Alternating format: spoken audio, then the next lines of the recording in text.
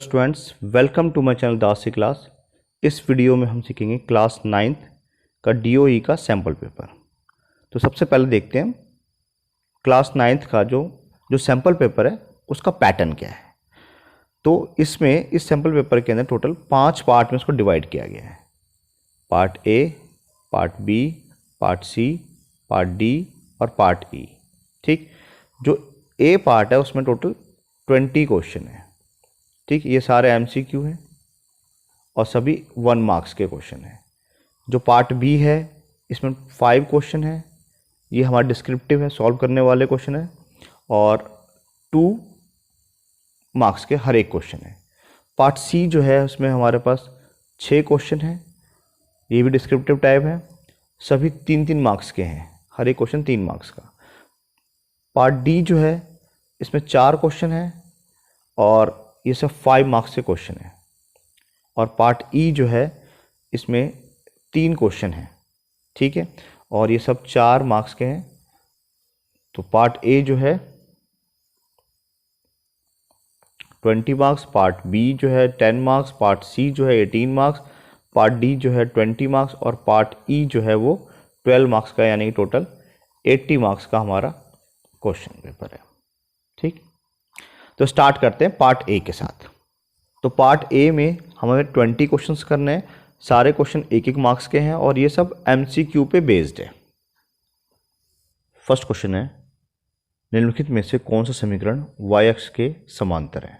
तो हमारे पास 4 equation given है और हमसे पूछा गया है कि कौन सा जो है y अक्ष के पैरेलल होगा। ठीक, तो सबसे पहले देखिए x = 7 है। देखिए x की वैल्यू 7 यहाँ पे, ठीक है, इस पॉइंट पे हमारा क्या है, x = 7 है। ठीक, तो अगर मैं यहाँ से लाइन ड्रॉ करता हूँ तो कैसे लाइन जाएगी, वो इस तरीके से जाएगी। ठीक, तो ये क्या आ रहा है, हमें दिख रहा है कि ये y एक्सिस के पैरेलल आ रहा है, तो हमारा आंसर यही हो जाएगा, x = 7 हो जाएगा। ठीक, अगर मैं x = y बनाऊँ, ठीक है, अगर मैं x = y बनाता हूँ तो देखिए जो हमारी x = y है वो इस तरीके से बनेगी। जैसे देखिए, अगर मैं x = 0 लूँ, ठीक है, अगर x = 0 लूँगा तो y की वैल्यू भी क्या आएगी, 0 आएगी। अगर मैं x की वैल्यू 1 लूँ तो y की वैल्यू भी क्या आएगी, 1 है, क्योंकि दोनों इक्वल है। अगर x की वैल्यू 2 लूँगा तो y की वैल्यू भी क्या आएगी, 2 आएगी। तो हमारे पॉइंट्स इस तरीके से बनेंगे, एक यहाँ पे आएगा, एक 2 पॉइंट हमारे यहाँ पे आएगा, 3 हमारा पॉइंट यहाँ पे आएगा, 4 पॉइंट हमारे यहाँ पे आएगा। तो जो लाइन बनेगी एक्चुअल में कैसे, वो इस तरीके से बनेगी। ठीक, तो ये तो कभी भी पैरेलल नहीं आ सकती, तो ये तो हमारा आंसर कभी नहीं हो सकता। ठीक है, सिमिलरली अगर मैं इसको ड्रॉ करूँगा तो हमारी लाइन जो है वो इस तरीके से आएगी। ठीक है, ये x + x + y = 3 की लाइन है। ठीक है, और y = 11, तो देखिए y = 11 कहाँ है, y की वैल्यू यहाँ 7, 8, 9, 10, यहाँ पे मान लेते हैं कि 11 आएगा। ठीक है, तो अगर हम इसको ड्रॉ करेंगे तो वो लाइन जो है इस तरीके से जाएगी, तो वो पैरेलल तो होगी लेकिन x एक्सिस के पैरेलल होगी। हमारा क्वेश्चन क्या है, y एक्सिस के पैरेलल। तो हमारा जो करेक्ट आंसर आ जाएगा वो x = 7, यानी कि ऑप्शन नंबर 1 आ जाएगा। सेकंड क्वेश्चन है, बहुपद x² - 9 में x का गुणांक लिखिए। ठीक है, तो हमसे पूछा कि भाई x का कोफिशिएंट क्या होगा। तो हमारे पास जो एक्सप्रेशन गिवन है वो है x² - 9। इसमें x कहाँ है ही नहीं। अगर है ही नहीं तो हम इसका कोफिशिएंट निकलेगा, 0 निकल जाएगा, यानी कि option number A. Third question है, सबसे छोटी प्राकृत संख्या बताइए। तो smallest natural number, natural number start कहाँ से होती है, 1 से होती है, 1, 2, 3, ये हमारी नेचुरल नंबर है। ठीक, तो सबसे छोटा कौन सा होता है, 1 होता है, यानी कि हमारा ऑप्शन आ जाएगा option number B, 1। Question number 4 है, यदि बराबरों को बराबरों में जोड़ा जाए तो पूर्ण भी बराबर होगा। ठीक है, ये हमारा chapter number 5 introduction of Euclid geometry का क्वेश्चन है। ठीक है, तो यूक्लिड के अनुसार ये क्या है, तो ये उसकी एक्सिम से अभिगृहित है। क्वेश्चन नंबर 5 है, इसमें हमें x का मान ज्ञात करना है। तो देखिए ये वाला जो हमारे पास एंगल दे रखा है वो 5x है और ये वाला एंगल 4x है। तो हमें दिख रहा है कि दोनों कोण जो है एक सीधी रेखा पे है। अगर स्ट्रेट लाइन पे है तो इनका टोटल एंगल कितना बनेगा, 180 डिग्री बनेगा लीनियर पेयर से। तो हम लिख सकते हैं कि जो 5x है + 4x, इसकी वैल्यू आएगी 180 डिग्री, यानी कि 9x इक्वल टू 180 डिग्री, और x की वैल्यू कितनी निकल जाएगी 180 अपॉन 9 यानी कि 20। तो हमारे पास x की वैल्यू कितनी आ चुकी है 20 आ चुकी है, यानी कि x का मान होगा 20, option number C. Question number 6 है, वह बिंदु जिसकी कोटि y है और जो y अक्ष पर स्थित है। तो देखिए उसने बोला है कि कोटि 4 है, y की वैल्यू जो है वो 4 है, ठीक है। तो यहाँ पे हमें दिख रहा है कि y की वैल्यू 4 है और यहाँ पे दिख रहा है y की वैल्यू 4 है, तो ये दोनों ऑप्शन तो अपने आप ही खत्म हो गए, ठीक। अब उसने बोला y एक्सिस पे है, तो y एक्सिस पे अगर हम 4 की बात करें तो ये वाला पॉइंट आएगा जहाँ y की वैल्यू 4 है और y एक्सिस पे भी है। तो इस पॉइंट पे x की वैल्यू क्या होती है 0, क्योंकि यहाँ तो सिर्फ y की वैल्यू होती है, और y की वैल्यू उसने कितनी बोल रखी है 4 बोल रखी है। तो हमारा जो आंसर आ जाएगा वो ऑप्शन नंबर बी आ जाएगा, ठीक। नेक्स्ट क्वेश्चन देखिए, इसमें 0 बताना है, ठीक है। इसका शून्यांक क्या होगा, तो x प्लस 4 इक्वल टू 0, और x इक्वल टू क्या होगा, ये प्लस का 4 उससे जाके माइनस का 4 हो जाएगा, यानी कि x की जो वैल्यू आ गई वो -4 आएगी।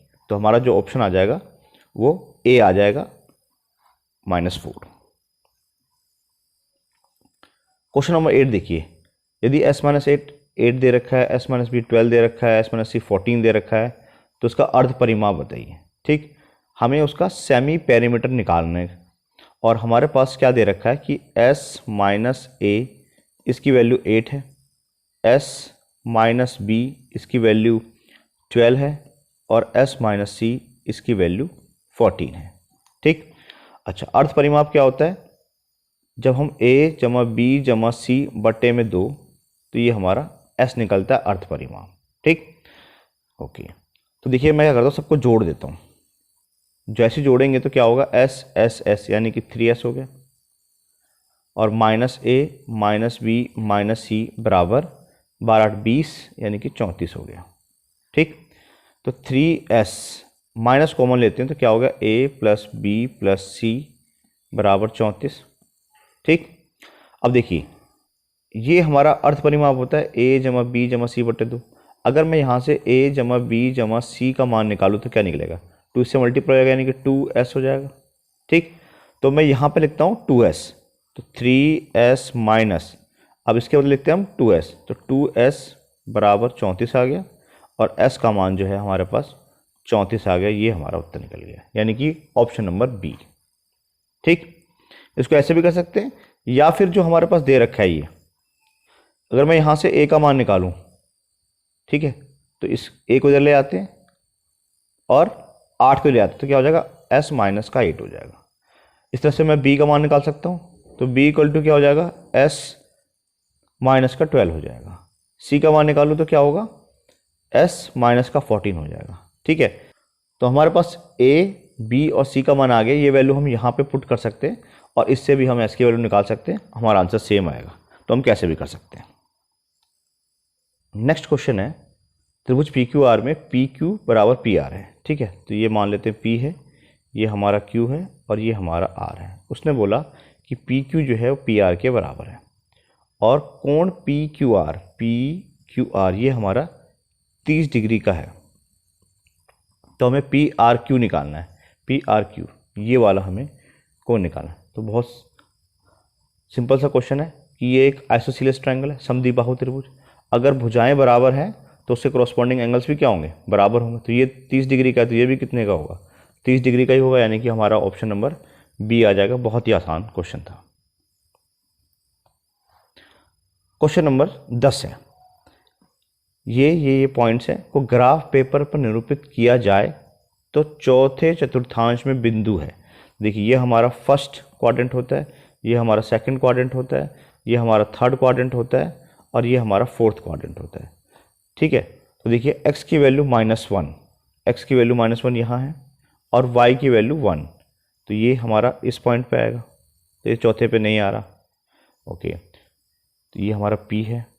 अब देखिए q, x की वैल्यू 3, x की वैल्यू 3 इस पॉइंट पे पॉजिटिव वैल्यू, और y की वैल्यू -4, तो y की वैल्यू नेगेटिव इसमें, यानी कि ये हमारा आ जाएगा इस पॉइंट पे, ठीक है, जहाँ x की वैल्यू 3 है और y की वैल्यू -4 है। ये हमारा q पॉइंट है।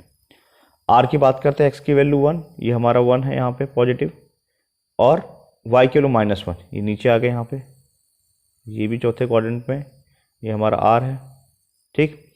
और एस देखिए -2 और -3, एक्स की वैल्यू -2 और -3, तो यहाँ पे आ रहा है, ठीक। नेक्स्ट है हमारा टी, एक्स की वैल्यू -4, ये हमारा -4 है, और वाई की वैल्यू +4 है, तो ऊपर जाएंगे यहाँ पे, ठीक। तो ये हमारा टी पॉइंट है। हमसे क्वेश्चन पूछा है कि कौन सा फोर्थ क्वाड्रेंट में है, ठीक है, चौथे चतुर्थांश में कौन कौन से, तो हमें क्लियरली दिख रहा है कि आर भी है और क्यू भी है, तो यानी कि ऑप्शन निकल जाएगा ऑप्शन नंबर बी, क्यू और आर। बहुत ही सिंपल सवाल था ये। आकृति में ए बी और सी डी केंद्र ओ वाले एक वृत्त की दो बराबर जीवाएं हैं। तो देखिए सवाल में लिखा है कि ए बी और सी डी जीवाएं हैं और दोनों जीवाएं क्या है, बराबर है। ये हमारे पास क्वेश्चन में लिखा हुआ है कि ए बी बराबर सी डी है, ठीक। दूसरी चीज़ देखिए, ओ पी और ओ क्यू क्रम से जीवाएं ए बी और सी डी पर लंब है। तो हमारे पास लिखा है ओ पी और ओ क्यू, ये दोनों क्या है, लंब है, यानी कि 90 डिग्री के एंगल जो है यहाँ बना रहे हैं, इस साइड भी और इस साइड भी, ठीक।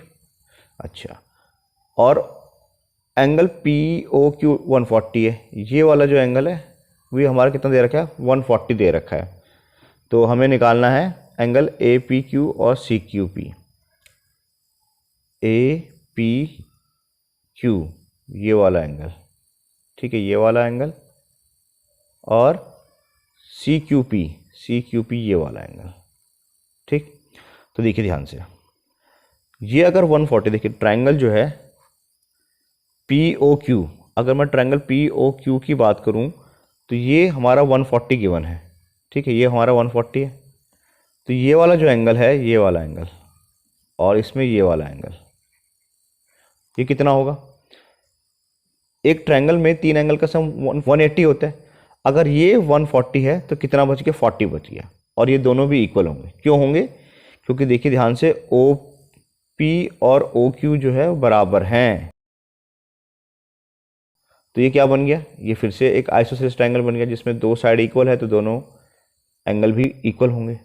तो 40 बचा, इसका मतलब ये 20 हो गया और ये भी 20 हो गया, ठीक। अब देखिए हमने पढ़ा कि यहाँ से लेके यहाँ तक ये 90 है, अगर ये 20 है तो ये 70 है, और इसी तरह से ये भी कितना है, 70 है। अब से इसने यही पूछा था कि ये कितना होगा इनका सम, तो हमें पता लग रहा है कि 70 + 70 140 होता है, यानी कि ऑप्शन नंबर सी आ जाएगा 140 डिग्री, ठीक। क्वेश्चन नंबर 12 है, √6 × √8 का मान ज्ञात कीजिए। तो चाहे तो हम डायरेक्ट भी इसको मल्टीप्लाई कर देते हैं, या नहीं भी करना चाहते तो कोई दिक्कत नहीं है। 6 को लिख सकते हैं हम 2 × 3, और 8 को लिखते हैं हम 2 × 2 × 2, ठीक। तो यहाँ से 2 बाहर आ गया और यहाँ से भी 2 बाहर आ गया, ठीक है। तो 4 और बच गया रूट में क्या, 3। तो आंसर आ गया हमारे पास 4√3, यानी कि option number B. Next question है, निम्नलिखित में से कौन सा बहुपद है, पोलिनोमियल्स। तो पोलिनोमियल होने के लिए ज़रूरी क्या है कि कोई भी वेरिएबल है, जो भी यहाँ पे चर का प्रयोग हुआ है, उसकी जो पावर है वो पॉजिटिव होनी चाहिए, ठीक है, पॉजिटिव इंटीजर्स होनी चाहिए, पॉजिटिव इंटीजर होनी चाहिए, ठीक। तो देखिए यहाँ पर पावर माइनस में है तो नहीं होगा। अगर मैं इस x को ऊपर ले जाऊँ तो 7x² माइनस होने जाएगी, इसका मतलब ये भी नहीं है। यहाँ पर पॉजिटिव है यानी कि ये 100% है, और यहाँ पे पावर पॉजिटिव तो है लेकिन ये इंटीजर नहीं है, ठीक है, ये फ्रैक्शन में आ रही है, तो इसका मतलब ये भी नहीं होगा। हमारा आंसर आ जाएगा ऑप्शन नंबर सी।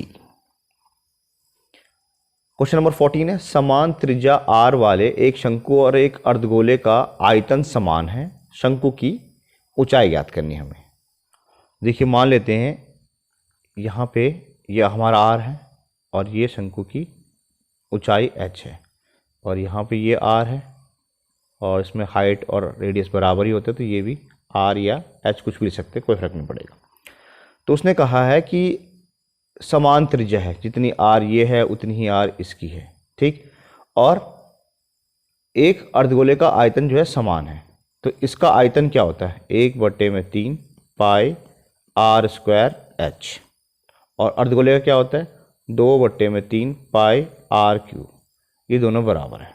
ठीक, तो बस 3 से 3 काट देते हैं, पाई से पाई काट देते हैं। ठीक है, और आर भी दोनों के बराबर है ना, समान आर है। तो आर स्क्वायर से आर स्क्वायर कट गया, यानी कि आर बचा। यहाँ पे क्या बचा, एच बचा, और यहाँ पे 2r बचा है। ठीक, उसने पूछा है हाइट बताइए, तो हाइट कितनी आएगी 2r आ गई, यानी कि हमारा जो आंसर आ गया ऑप्शन नंबर ए आ गया। क्वेश्चन नंबर 15 है, the graph of equation this cuts x axis at the point. सवाल में लिखा हुआ है कि ये जो इक्वेशन है ये एक्स एक्सिस किस पॉइंट पर कट करेगी। तो सीधी सी बात है, जहाँ पर भी एक्स एक्सिस कट करती है वहाँ पे y की वैल्यू क्या होती है 0 होती है। तो y की वैल्यू 0 सिर्फ इसी ऑप्शन में है, तो हमें आंख बंद करके पता लगे कि हमारा आंसर 3,0 होगा। ठीक, तो ये हमारा आंसर आ गया।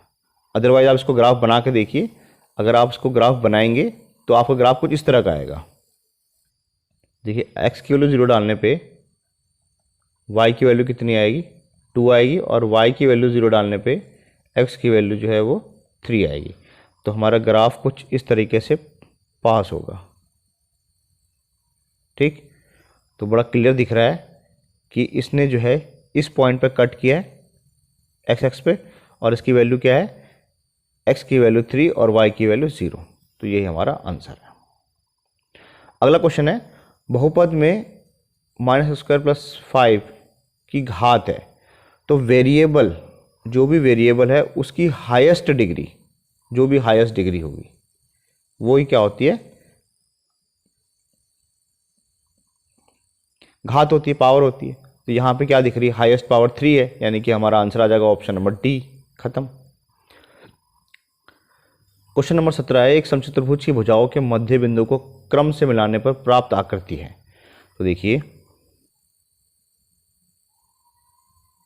ये एक समचतुर्भुज है, अगर इसके मध्य बिंदु की बात करूं, ठीक, तो मान लेते हैं ये इसका मिड पॉइंट है, ये इसका मिड पॉइंट है। ठीक है, अगर मैं इसके मिड पॉइंट को ज्वाइन करूंगा तो मुझे क्या मिलेगा, मैं ज्वाइन करता हूं, इसको इससे ज्वाइन कर देते हैं, इसको इससे ज्वाइन कर देते हैं, इसको इससे ज्वाइन करते हैं, और इसको इससे ज्वाइन करते हैं, तो क्या मिलेगा, एक रेक्टेंगल मिल रहा है। तो हमारा आंसर जो आ जाएगा ऑप्शन नंबर सी आएगा। ये प्रूफ करने वाला क्वेश्चन जो है हमारे बुक के अंदर भी है, तो हमारा जो इसका करेक्ट आंसर आ जाएगा option number C, rectangle. Question number 18 है, 12 सेंटीमीटर ऊंचाई वाले एक समबाहु त्रिभुज का क्षेत्रफल है। मान लेते हैं कि ये हमारा वो त्रिभुज है। ठीक, उसने बोला है कि इसकी ऊंचाई जो है वो 12 सेंटीमीटर है। तो ये मैंने इसकी ऊंचाई ऐसे बना दी 12 सेंटीमीटर की। ठीक, और उसने बोला कि हमसे इसका क्षेत्रफल बताइए। ठीक, तो अगर हम समबाहु त्रिभुज का फॉर्मूला लगाए तो हमारे पास होता है √3/4 a², या फिर हम इसको 1/2 आधार गुणा ऊंचाई से भी निकाल सकते हैं। किसी भी तरीके से हम इसका क्षेत्रफल निकाल सकते हैं।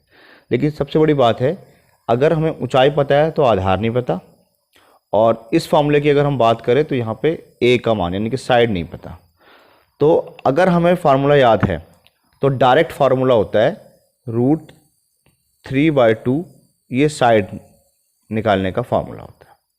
ठीक, कब, जब हाइट गिवन हो। लेकिन सपोज कीजिए अगर हम ये नहीं जानते, ठीक है, तो हम कैसे निकालें। देखिए अगर ये x है, सारी भुजाएं x होगी, तो ये आधी जो है ये कितनी होगी, x/2 होगी। ठीक, और हमें पता है कि ये एक राइट एंगल ट्रायंगल बन रहा है। तो राइट एंगल ट्रायंगल में कर्ण का जो स्क्वायर है, हाइपोटेनस का स्क्वायर, वो इक्वल होता है बाकी दो साइड्स के स्क्वायर के सम के। तो 12 का स्क्वायर जमा x/2 का होल स्क्वायर, तो ये हो जाएगा x² = 144 + x²/4।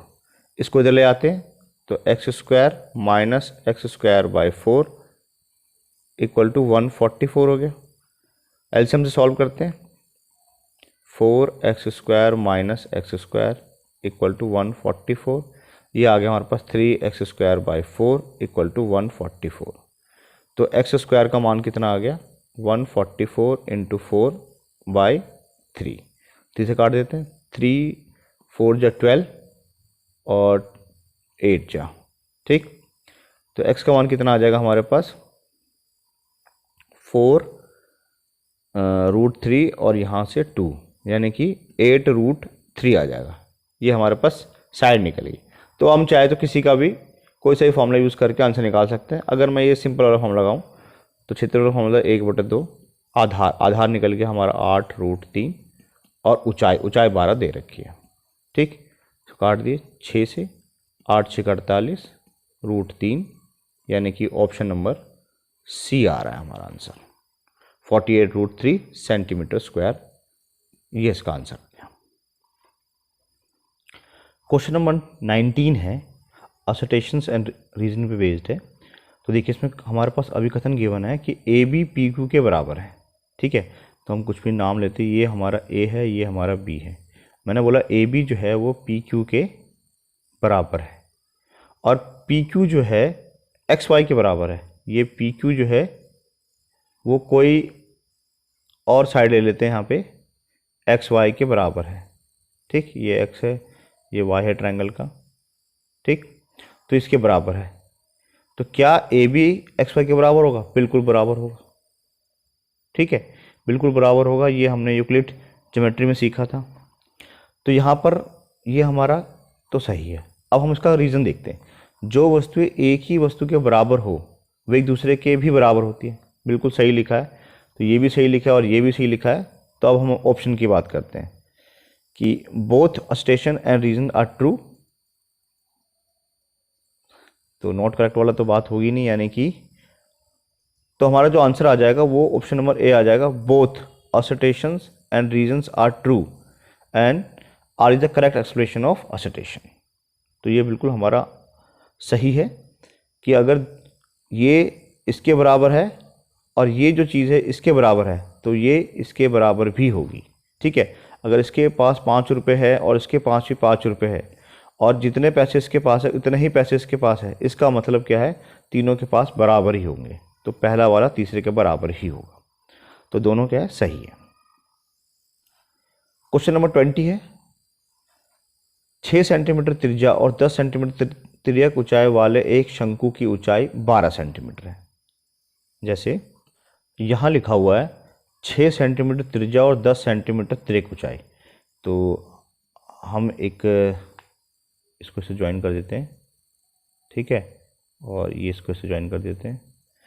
तो इसकी जो त्रिज्या है वो 6 सेंटीमीटर है और तिर्यक ऊंचाई जो है वो 10 सेंटीमीटर है। और उसने बोला कि शंकु की ऊंचाई 12 सेंटीमीटर होगी, ठीक है। तो ये तो कभी हो ही नहीं सकता कि राइट एंगल ट्रायंगल के अंदर हाइपोटेनियस छोटा है और हाइट जो है बड़ी है। तो ये तो कभी पॉसिबल नहीं है, यानी कि पहला वाला जो कथन दे रखा है वो तो 100% गलत है। दूसरा लिखा हुआ है कि एक समवृत्तीय शंकु की ऊंचाई, त्रिज्या और तिरछी ऊंचाई एक समकोण त्रिभुज बनाते हैं। बिल्कुल 100% ये हमेशा एक राइट एंगल ट्रायंगल बनाते हैं, ये बिल्कुल सही लिखा है। यानी कि इसमें जो हमारा आंसर आएगा, असर्टेशन तो गलत है और रीजन जो है वो करेक्ट है, यानी कि ऑप्शन नंबर डी आ जाएगा। तो ये हमारा आंसर है। क्वेश्चन नंबर 21 है, ABCD एक समांतर चतुर्भुज है जिसमें कोण ADC 105 डिग्री है। भुजा AB को बिंदु E तक बढ़ाया जाता है जैसा कि दिखाया गया और x जमा y का मान हमें ज्ञात करना है, ठीक है। देखिए ध्यान से, बहुत ही सिंपल क्वेश्चन है।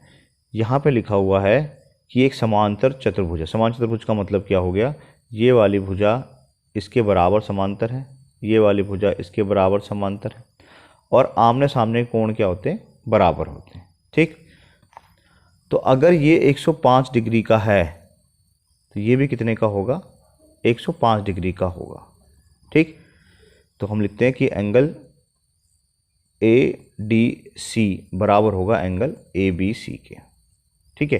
कारण क्या है कि opposite angles in parallelograms are equal, ठीक है। तो जो समांतर चतुर्भुज की सम्मुख भुजाएं होती है वो बराबर होती है, ठीक।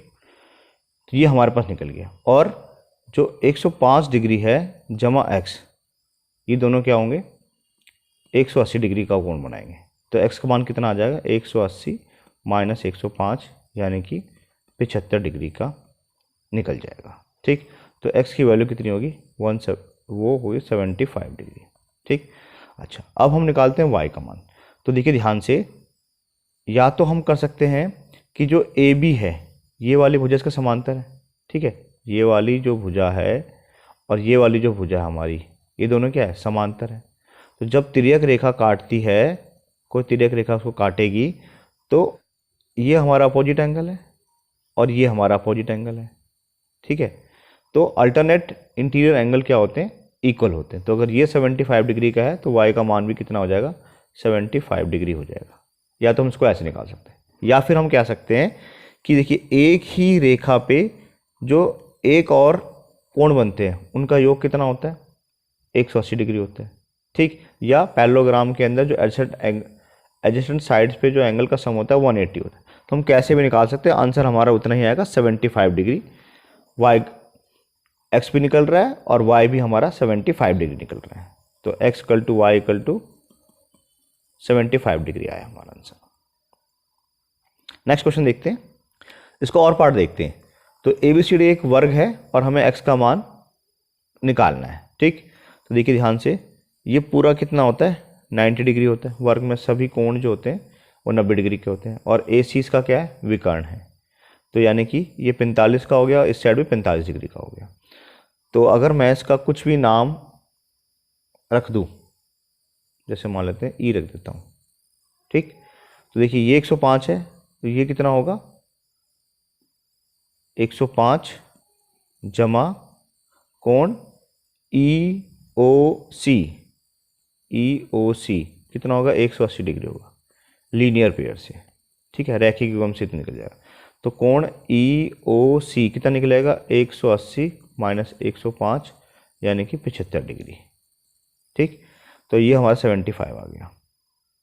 तो ये हमारा 75 आ गया। तो अब देखिए त्रिभुज COE में क्या होगा, ये 45 डिग्री का है, ये वाला एंगल पूरा 90 का है तो आधा 45 का होगा। ठीक है, जमा ये हमारा 75 डिग्री का निकला है, जमा x, त्रिभुज के तीनों कोणों का योग 180 होता है। तो 7 4 11, 120 हो गया, जमा x बराबर 180 डिग्री। तो x का मान कितना निकल गया, 180 माइनस 120 यानी कि 60 डिग्री। तो ये हमारा उत्तर आ गया कि x की वैल्यू कितनी होगी, 60 डिग्री हो जाएगी। क्वेश्चन नंबर 22 यदि दो रेखाएं परस्पर प्रतिच्छेद करती हैं तो सिद्ध कीजिए शीर्ष में कोण बराबर होंगे। ठीक है, तो जैसे मान लेते हैं कि ये कोई एक लाइन है और दूसरी लाइन को यहाँ से इसको कट करके ऐसे जा रही है, तो इसमें जो एंगल बनेंगे ये वर्टिकल अपोजिट एंगल हमें दिखाने हैं कि इक्वल होंगे। ठीक, ये एंगल इक्वल होंगे।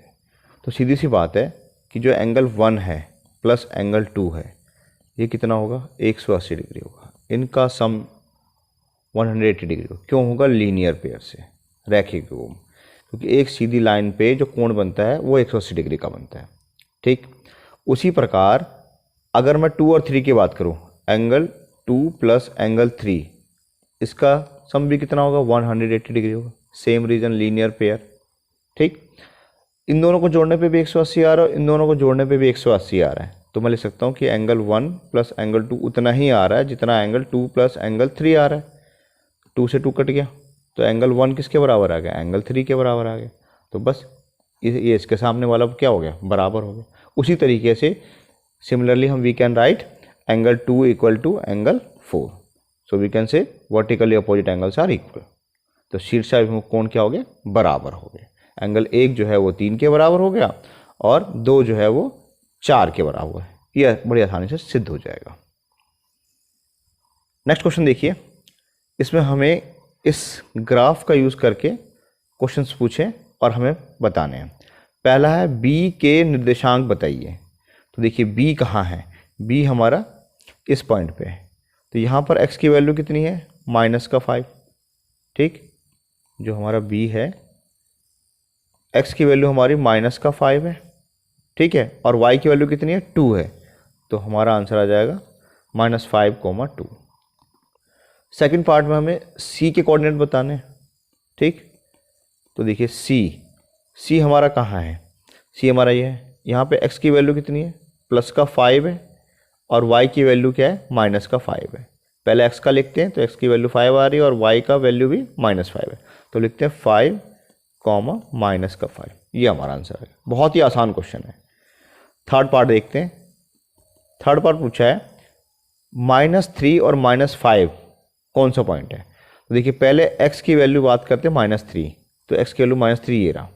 अब हमें जाना क्या है, y की वैल्यू -5, तो माइनस वाला नीचे होता है, तो माइनस में नीचे चलते हैं यहाँ से, तो y -5 हमें कहाँ मिला, e पे, तो हमारा आंसर आ जाएगा e वो पॉइंट है। e के कोऑर्डिनेट है हमारे -3 -5। फोर्थ पार्ट देखते हैं, 2 और -4, तो x की वैल्यू 2 यहाँ पर है, y की वैल्यू -4 नीचे जाना पड़ेगा, तो ये आ गया -4 पे। ठीक है, x की वैल्यू 2, y की वैल्यू -4, कौन सा मिला, g मिला, तो हमारा जो आंसर आ जाएगा वो g आ जाएगा। बहुत ही आसान क्वेश्चन है।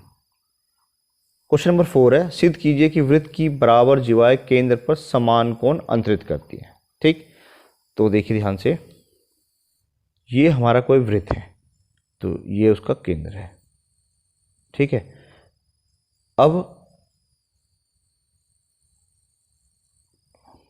अब देखिए लिखा है कि वृत्त की बराबर जीवाएं बराबर हैं, तो ये कोई जीवा है। ठीक, दूसरी जीवा कोई ये है, ये दोनों क्या है, बराबर है। सवाल में लिखा है कि वृत्त की बराबर जीवाएं, कोर्स जो है इक्वल है, और केंद्र पर समान कोण अंतरित करती है। तो केंद्र पे जो कोण बनाएगी, यहाँ पे सेंटर पे जो एंगल बनेगा वो क्या होगा, इक्वल होगा। ये हमें प्रूफ करना है। तो देखिए अगर मैं इसका कुछ भी नाम रख दूँ, ये ए है, ये बी है, ये सी है और ये डी है, और ये हमारा केंद्र जो है सेंटर ओ है, तो मैं लिख सकता हूँ कि त्रिभुज ए ओ बी और त्रिभुज सी ओ डी में क्या होगा, ए ओ जो है वो बराबर होगा ओ सी के। क्यों बराबर होगा, क्योंकि दोनों ही वृत्त की त्रिज्या है। सिमिलरली जो बी ओ है वो बराबर होगा ओ डी के। यहाँ पर भी सेम रीज़न है कि दोनों त्रिज्या है, रेडियस है। ठीक, और देखिए ध्यान से, तीसरी चीज़ दे रखी है कि वृत्त की बराबर जीवाएं, यानी कि ए बी जो है वो बराबर है सी डी के। ये हमारे पास क्वेश्चन में ही गिवन था कि दोनों कोड्स जो हैं वो इक्वल है। अगर दोनों कोड्स इक्वल हैं, दोनों त्रिज्याएं बराबर आ गई, तो तीन चीज़ मिलते ही दोनों त्रिभुज क्या हो जाएंगे, सर्वांगसम हो जाएंगे। तो triangle A O B congruent to triangle C O D, दोनों हमारे क्या हो गए, कॉन्ग्रुएंट हो गए। कौन से, साइड साइड साइड के क्राइटेरिया से। तो अगर दोनों त्रिभुज सर्वांगसम हैं, तो ये दोनों एंगल भी क्या होंगे, एंगल 1 और एंगल 2 भी क्या होंगे, बराबर हो जाएंगे। तो एंगल 1 इक्वल टू एंगल 2 हो जाएंगे by C P C T. ये हमारा आंसर आ गया। बहुत ही सिंपल क्वेश्चन था। नेक्स्ट क्वेश्चन है क्वेश्चन नंबर 25, 351 का स्क्वायर माइनस 350 का स्क्वायर।